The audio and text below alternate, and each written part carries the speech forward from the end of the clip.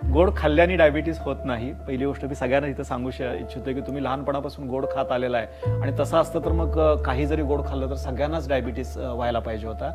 माझ्या शरीरातलं कार्बोहायड्रेटचं किंवा जे साखरेचं जे मेटाबॉलिझम आहे किंवा सोप्या भाषेत सांगायचं तर साखरेचं पचन. साखर म्हणजे काय? ग्लुकोज. आणि glucose is a form of energy.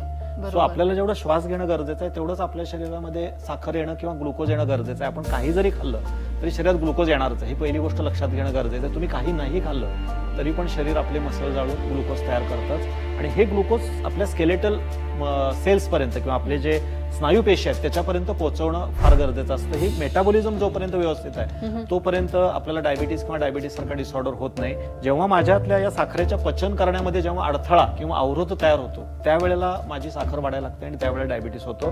So गोड खाल्ल्यामुळे डायबिटीस होत नाही. डायबिटीस झाल्यामुळे तुम्हाला गोड कमी करावं लागतं कारण त्यामुळे शरीरावरती लोड वाढतो. साखरेचा किंवा कार्बोहायड्रेटचा लोड वाढतो आणि जेव्हा आपण कुठलाही साखरच असं नाही कुठलाही रिफाईंड पदार्थ कुठलाही पिष्टमय पदार्थ कुठलाही कार्बोहायड्रेट युक्त पदार्थ खाल्ला तर त्यातनं ग्लुकोज येणारच आहे.